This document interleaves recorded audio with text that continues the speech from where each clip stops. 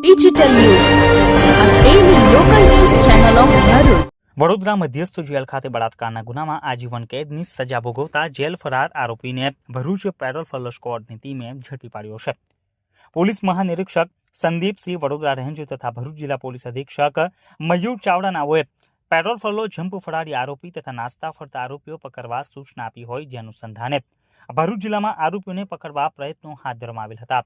જે અનુસંધાને police sub inspector A.K. જાડેજાના માર્ગદર્શન હેઠળ ભરૂચ પેટ્રોલ ફલો સ્ક્વોડની ટીમના માણસો અંકલેશ્વર પોલીસ સ્ટેશન વિસ્તારમાં પેટ્રોલિંગમાં હતા. જે દરમિયાન ખાનગી બાતમી હકીકતના આધારે અંકલેશ્વર JIDC પોલીસ સ્ટેશનના પોક્સો મુજબના ગુનાના કામે વડોદરા મધ્યસ્થ જેલ ખાતે આજીવન કેદની સજા ભોગવતા પાકા કામના કેદી નામે રોહિત શંભુભાઈ ઠાકોર, રહે અંકલેશ્વર સાળંગપુર, યોગેશ્વરનગર સોસાયટી, તાલુકા અંકલેશ્વર, જિલ્લા ભરૂચના તારીખ 12/12/2024 રોજ વચગાળાના જામીન ફરતી મુક્ત થયેલ હોય અને રજા પૂર્ણ થતા કેદીને તારીખ 23/12/2024 રોજ હાજર થવાનું હોય, જે હાજર ન થતા ફરાર થઈ ગયો હતો.